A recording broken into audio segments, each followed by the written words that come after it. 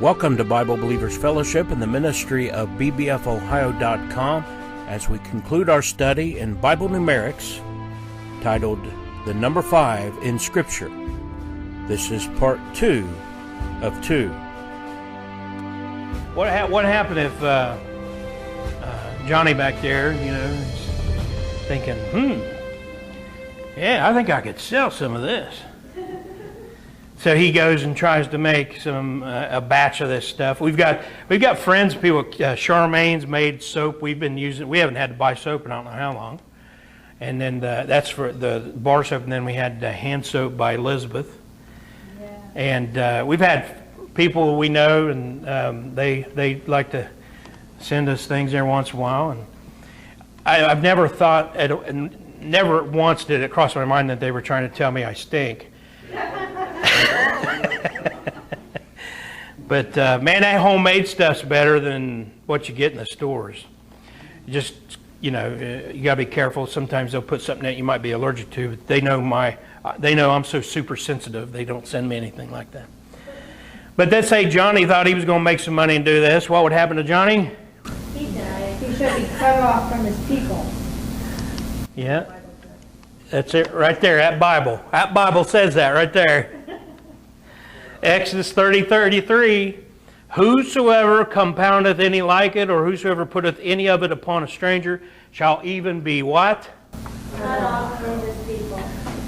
So you take those 5 ingredients and make holy anointing oil, and you're not a priest, you die. 5 and death. You can't see the connection? Bite the dust. Yeah, no, go off on something. I was going to say something about Freddie Mercury. I'm not going to. Mayday call. How many are in?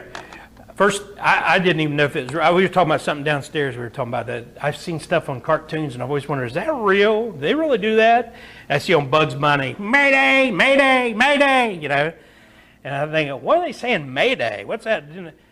Well, the distress call of those endangered of certain death. When you call in a Mayday, you think you need help or there's possibility of certain death.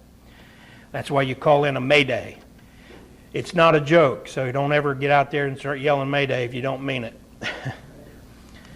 The distress call is pronounced 3 times, Mayday, Mayday, Mayday. To make you say that 3 times.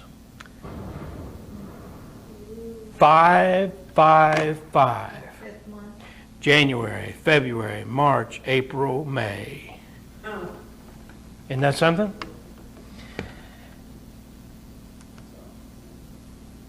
Then you have the paganism May Day holiday. Huh? No. Pagan, but not the same holiday. May 1st. Now there's 2 holidays. This is the pagan one. And it's the pagan celebration of the end of death of winter. Death. The pagans identify when under the trees the leaves fall and then it all goes into like hibernation. They make that death. And so May Day is the celebration of the end of death. Everybody seen them dance around the maypole? Have you ever seen that? Anybody seen that in real life? Just Dave. Anybody else seen it? Ever seen a maypole? That one in May 7th, we would have a carnival for both of them. Yeah. The elementary school we were at. They don't even really know exactly what goes with the purpose of it. They know it's from pagan sources, and they believe originally they would do this around a tree because the tree was coming to life. Death had come to an end, and all that. And they believe that some people claim they were used to be a nude thing, a naked thing, like a Wiccan thing. And but I'm just curious because I'd never seen that. I'd never seen it. But they say people do it all over the country. There are places where they'll dance around the maypole in May. But that's again death and May, the 5th month. And then there's the communist May Day holiday. How many of you heard of that? If you're in a union, you've heard of it. And they celebrate the victories of communism. Communism. And so this is probably one that Bernie Sanders enjoys, and that Ocasio-Cortez, some of them. Communism has killed more than 100 million people. Think about that. That's in less than 150 years. More than 100 million people. Communism is a philosophy of death, celebrated the 5th month, first day of the 5th month. 5 and death, over and over. Here's just a thought you'd enjoy this. This is from the Communist Party USA website. On May Day, join the fight against the Trump agenda. Why? Because communists hate Trump. And we say that's a good thing. You ever notice they'll do it again in a couple years. They'll call on Trump to denounce David Duke, the KKK, the white supremacists. They never call on the Democrats to denounce the Communist Party, the black Hebrews, the black Panthers, the Antifa. You ever notice that? You know why that is? Because your news media is fake. That's why. Just thought I'd throw it in there. Yeah. If they were real, if our news media was real, they would do both. They would say, hey, Trump, you need to denounce the KKK, David Duke, and white nationalists and all that. And which, of course, he does. He says, I don't support them. I don't need their... But they want him to get up there and, I guess, scream and yell or whatever. But they never went to Hillary. They never went to Obama. They never went to Bill Clinton and said, denounce the Communist Party, denounce the Democrats, socialists, denounce the Black Panthers, denounce... They never do it. Because they're fakes. Anyway, Hitler, you ever heard of him? Guy with the little mustache? Oh, I went too far. So much like the Antichrist that many believed he was the beast. And it is interesting that he, like the Antichrist, tried to annihilate the Jews. Yeah. And what's really interesting is, what's the number of the beast? 666. Hitler's number was 555. Wow. No, that's his party registration. What's interesting about that is that he was actually number 55. But they started with 500 because they wanted to make it look like they had more members at the time. And what's also interesting is, and we'll mention this again in our number study in a couple more studies from now, he changed his card. What number do you think he put on there? What? No, not 666. That would have been something. One number. Somebody said it. 7. He changed his number from 555 to 7. Why? Because the Antichrist is going to claim to be God. The number 7 is God's number. Isn't that something? In fact, the only reason he wasn't the Antichrist is because the Jews were not in Israel at the time. Well, I just rephrased that to say that we knew he wasn't the Antichrist for that reason. Right. He also wasn't a pope. The final pope, it will be. But anyway, that's a good point, though, Mark. I mean, he was used of God. 555 was used to get the Jews back in the land for 666. Yeah. Remember Jeremiah talked about he would send hunters and drive them back into the land. Isn't that something? So there's Hitler's number, 555. He killed how many Jews? If you're 6 million. If you're an honest student of history, it's 6 million. If you're a replacement theology, anti-Bible Protestant, or a Baptist so-called like Stephen Anderson and people like that, they try to claim it was maybe 1 million. They also tried to deny that there was a Holocaust. Did you know that was going on in Baptist churches around America right now? People are turning into Jew haters, and they're being filled with the spirit of Antichrist. And when the rapture happens, they'll be the ones left here to take over the churches, independent fundamental Baptist churches that'll follow the Antichrist. According to the Old Testament, where do you stab someone in order to kill them? Fifth rib. Amen. How many of you do that? Fifth rib. Do you know that? You'll see it over and over in the books of the Old Testament. 2 Samuel 3:27, and when Abner was returned to Hebron, Joab took him aside in the gate to speak with him quietly and smote him there under the fifth rib, that he died, for the blood of Asahel his brother. 5. Count 5 ribs, stab, and they'll die.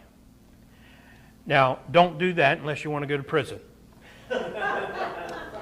But it's just a matter of fact. I'm not encouraging you to go try that at home. Do not try this at home. The guy's attacking you going, oh, you have a knife. It might be... There you go. Now that's different. You're being attacked, you got a knife, and you got to protect yourself, your family, etc. I don't know, you have time to count 5 ribs, but give a good guess to 5 ribs. Your wife knew the answers, so watch out trying to sleep now.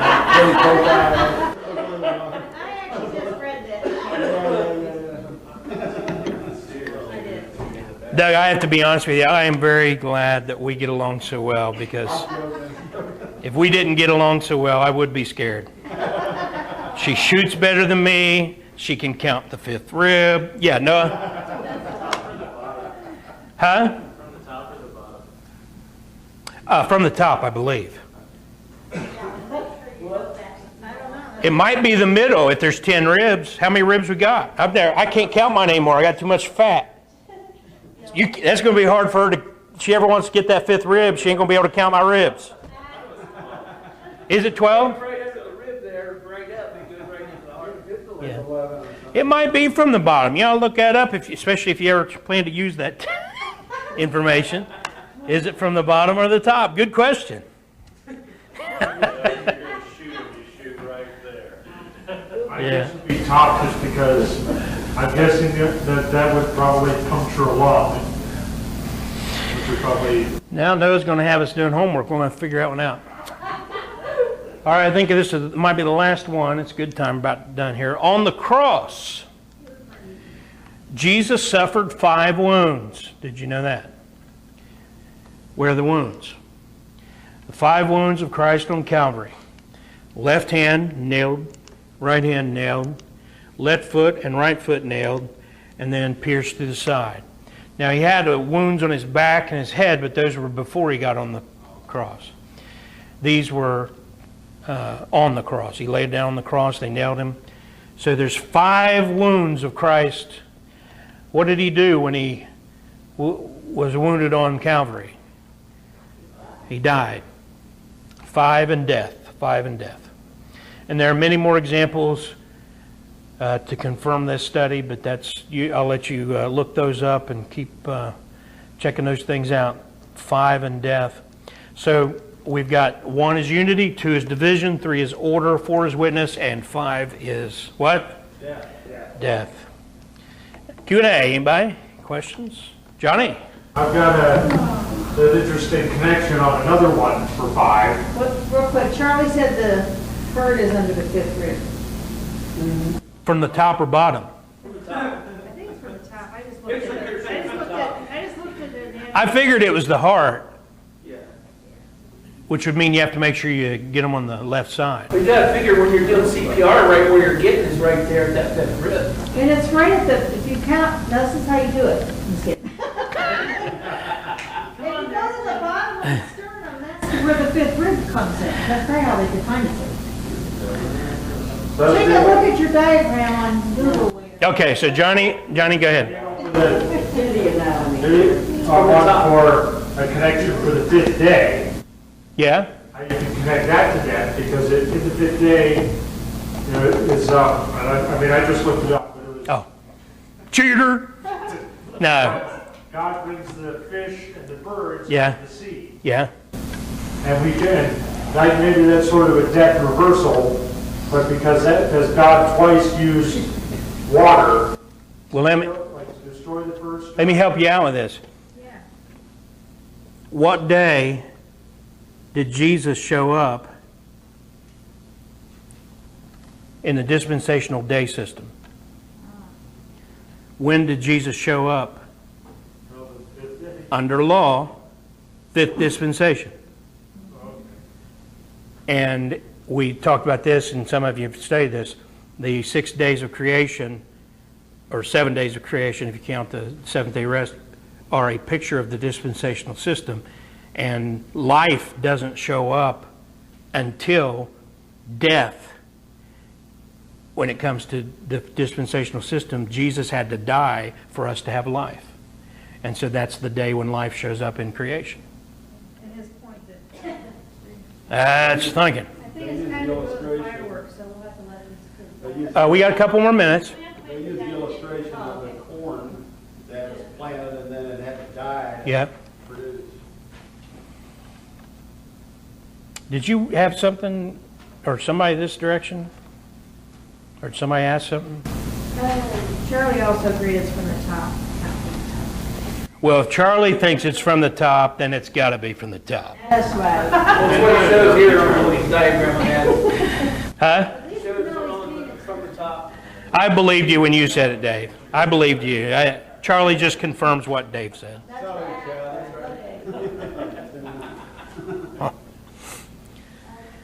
Yeah, I guess if you're shooting and you aim for that fifth rib, that's probably a good place to shoot too. So I don't ever want to have to do that. We joke about it, but one of the things I hope to get out of this life without doing is killing somebody.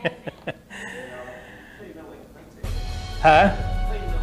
No, hunting. I'm already guilty of that. I've killed many a squirrel in my day. Huh? Once, and that was enough. After that, we did give them to people who would eat them, but I collected their tails and turned them into, tried to turn one into a hat, and I failed, but I didn't. Yeah. All right. Well, the night is young. The old balls and others are going to go celebrate by watching bombs and things. Things explode. Loud noises and smoke.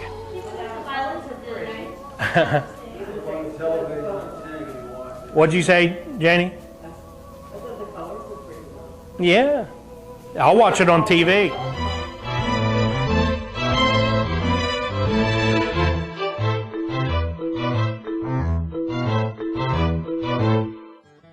Once upon a time, there was nothing.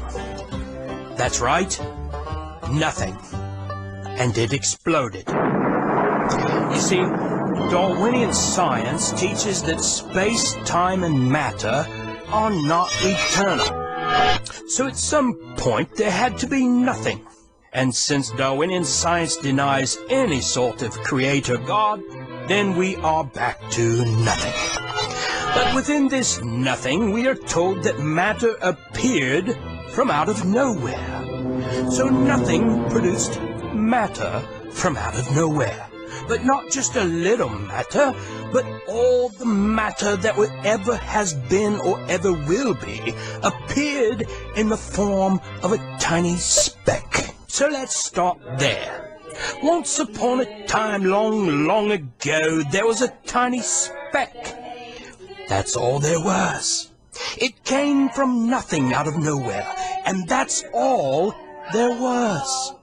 There was no space or time, just a speck, smaller than an atom. A speck that was so incomprehensibly dense with matter that it contained everything you see and do not see in the universe. Yet it was so small that it could not be seen by the naked eye. But it was there. The priesthood of Darwin, that we call scientists, like to call this speck the cosmic egg. Not an egg laid by a cosmic chicken, but just a cosmic egg produced from nothing out of nowhere. But because this cosmic egg is so small, Some have preferred to call it the cosmic P. Others prefer some other name. So there it was, all alone. Our tiny little heavyweight universe, the size of a speck you could not see. Where did it come from? Who or what put it there? And if the universe did not exist except in the form of this tiny speck so small it could not be seen, where is there? What was this nursery that held our tiny little overweight universe in limbo from an unknown origin and for the duration of what could have been immeasurable numbers of billions or trillions of years? If space did not exist, but the cosmic P was there, where is there? Attention all units, this is an outpost bulletin. Be on the lookout for there. It was there, but we don't know where. Over. And who or what put there? There. And who or what is the who or what that put there? There. Let us just call the who or the what that put there, there, in order to place the cosmic P there by the name of it. We are to believe that it put the cosmic P in a place that was there even though there was nothing there. How could it have been there if there was nothing there? If you are beginning to feel lost, confused, or simply acquiring a headache, you should know that scientific inquiry must lead us even further into a time and a place where time did not exist and there was nothing there to call a place a place. So we are to believe that it made a place we call there that wasn't there, and placed the cosmic P there where nothing existed except this cosmic P.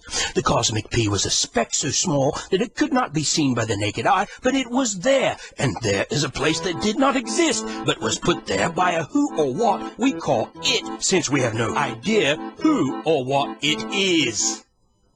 And that, dear children, is the theoretical basis upon which the Darwinian theory of the origin of the universe rests. For obvious reasons, the Darwinians attempt to divorce the theory of the origin of species from the origin of the universe. But those of us who have not suspended logic and reason remain resolute to demand that they deal honestly and fairly with the fact that they believe and teach that something was there in a place that wasn't there, and that this something exploded and produced the wondrous, expansive, organized, and beautiful universe teeming with life and order that we now see. That is truly a fairy tale for grown-ups. I don't know about you, but I don't have that much faith. I will continue to believe in the Creator God, whose name is Jesus.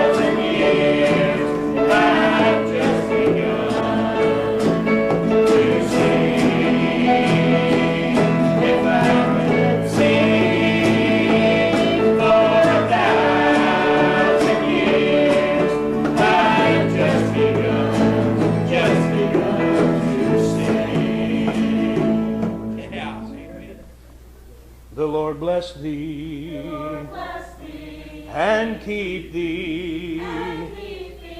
The Lord make his face shine upon thee. The Lord bless thee and keep thee.